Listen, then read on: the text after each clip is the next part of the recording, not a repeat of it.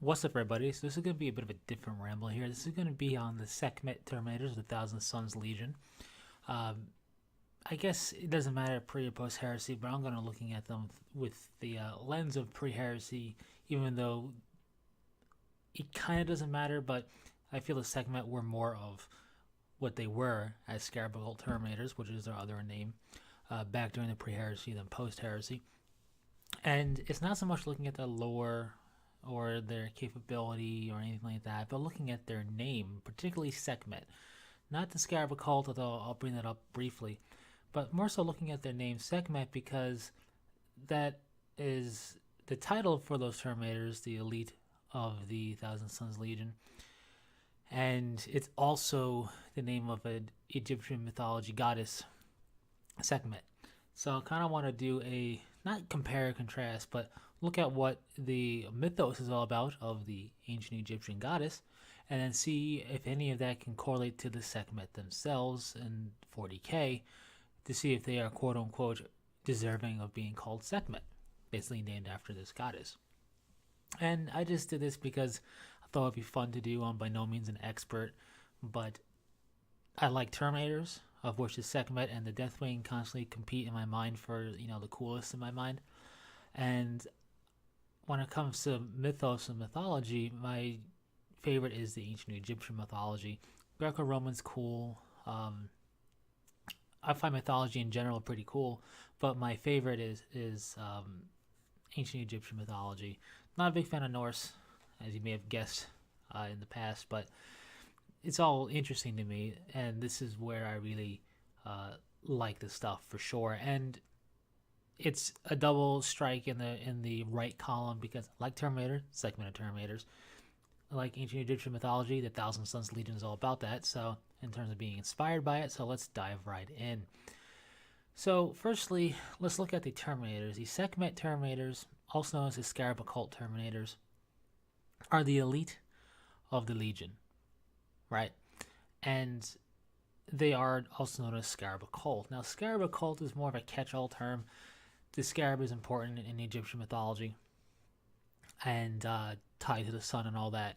And a cult, has connotations to that term for anything kind of psychery like the Thousand Sons are, or basically anything magic-y and arcane-like and different and secretive or having secrets.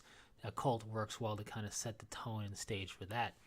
So it's a catch-all term that really doesn't reference necessarily anything straight up directly, but Sekhmet, as they're also called, does. So the goddess Sekhmet of Egyptian mythology, which isn't the first time Space Marine stuff has been coined by a goddess.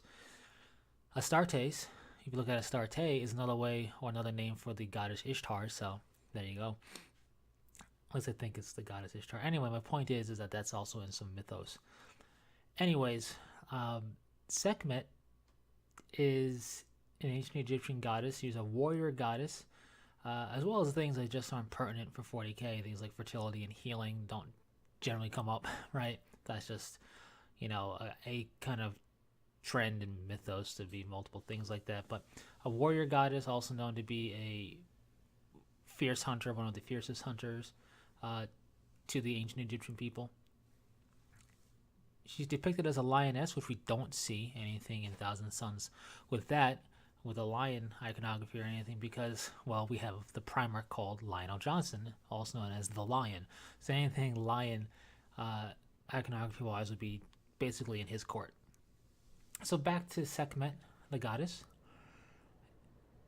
She is also known as the protector of the pharaohs. Now, in ancient Egypt, pharaohs were kind of a big deal, pretty important, and therefore kind of a big deal to be the protector of the pharaoh.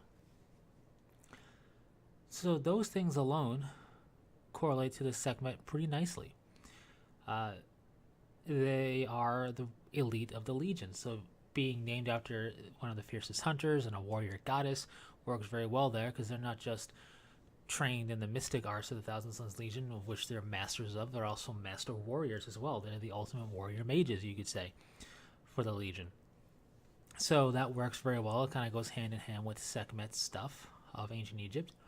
And let's be real for a second, Magnus is the pharaoh of the Thousand Sons Legion.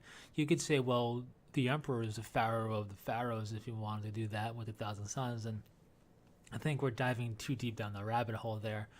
As a direct, leader and lineage and all that, Magnus is their pharaoh for all intents and purposes.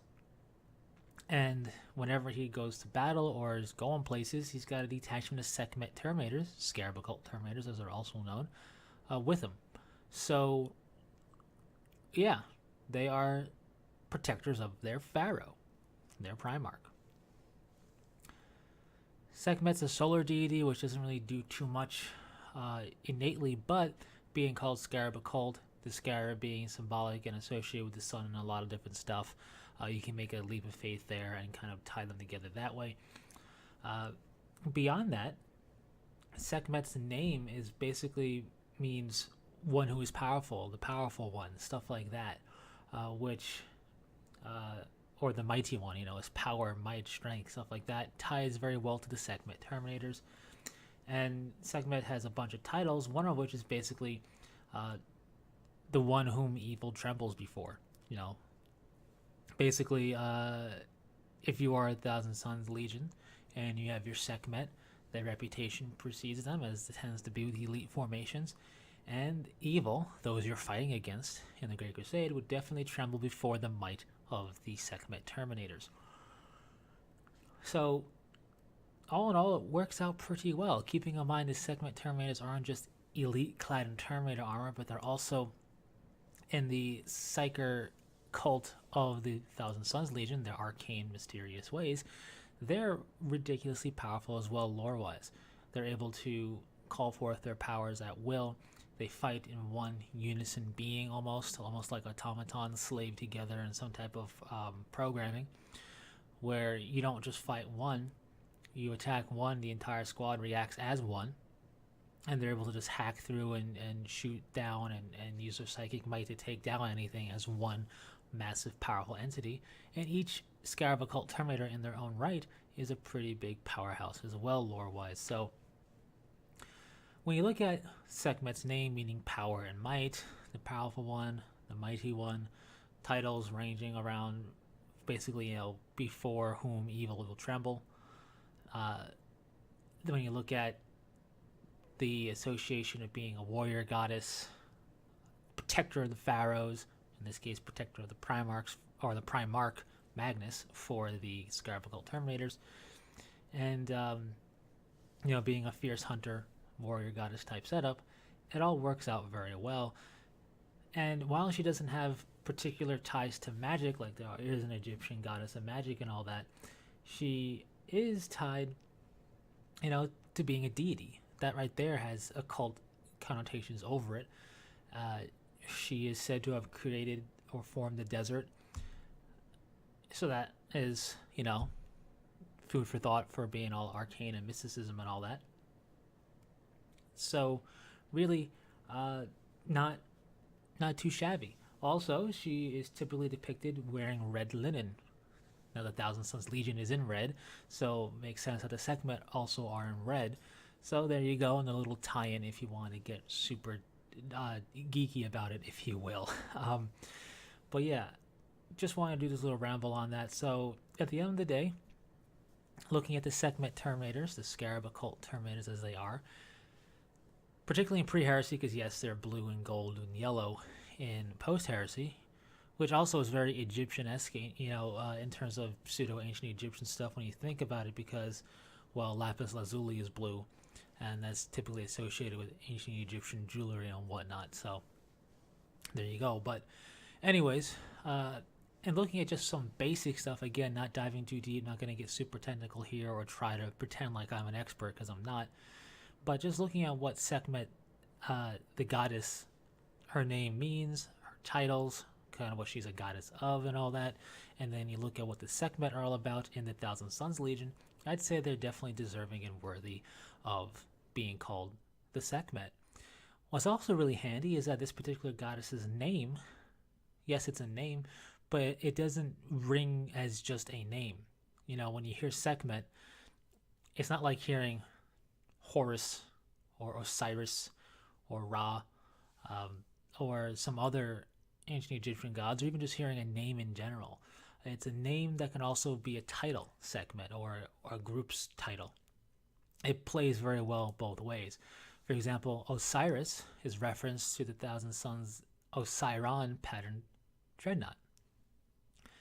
You can call it the Osiris dreadnought, but it doesn't feel as good as being just a pattern of dreadnought armor or variant of dreadnought capabilities like Osiron does. It's a better thing. So I'm not saying Osiron's unique to the Thousand Sons, because it's not. Other things have used Osiron outside of 40k as a term, but my point is it just sounds better than Osiris for being a reference to a pattern. Now, if you had a dreadnought and in there was Battle Brother Osiris, that's a different story, right? But anyways, that's really it here. So thanks for sticking through it. Share your thoughts in the comment section below. Do you think that they are worthy of being called Sekhmet? Do you think it's, aside from just sounding cool, which it does sound kind of cool, do you think they have enough of a correlation between the two where it justifies the name? Not like we have any say in the matter. They are, and will basically be, unless GW does a massive retcon, the Sekhmet or Scarab Occult Terminators. Either way, cool sounding name, cool squad, and a cool legion, in my opinion, because they are really the only thing that GW really dove into 40k wise that truly embrace ancient Egyptian mythos and all that. The Necrons are really, really basic kind of nods to it, where the Thousand Sons Legion, especially pre-heresy, I feel, really kind of embrace it, and I wish they stuck around that way. But anyways, thanks for sticking through this ramble. Any question, comments, or requests, leave in the comment section. And until next time, take it easy.